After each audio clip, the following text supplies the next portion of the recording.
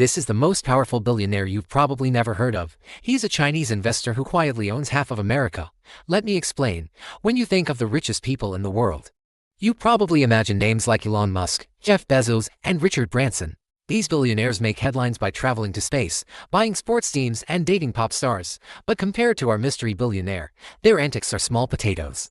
This man has quietly assembled a sprawling empire that touches nearly every aspect of American life.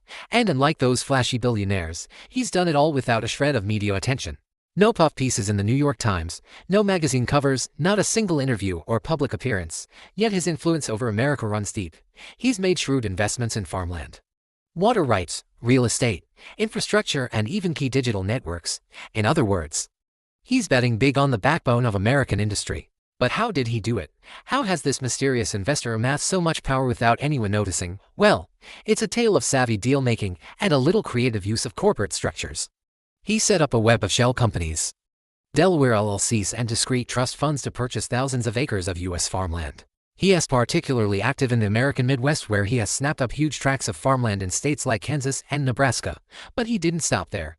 He also invested in water rights, a particularly valuable asset in drought-prone states like Texas and Arizona.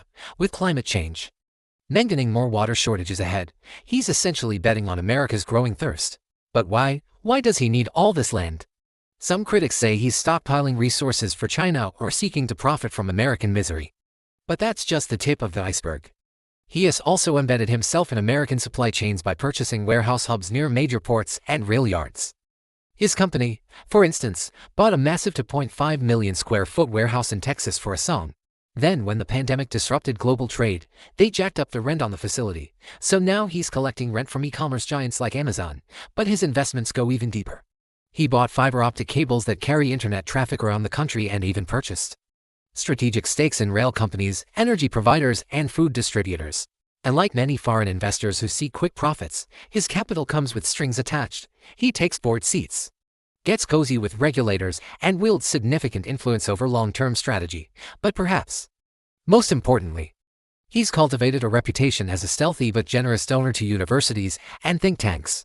As a result, both Democrats and Republicans have benefited from his largesse. That's why his empire remains largely untouched. While politicians grandstand about national security threats and TikTok, this billionaire keeps amassing wealth and power. By the time Americans realize who he is, it may be too late. He doesn't just own companies, he owns the conditions they depend on: soil, water, bandwidth, logistics. He is the ghost billionaire shaping the future of American capitalism without most Americans ever knowing his name.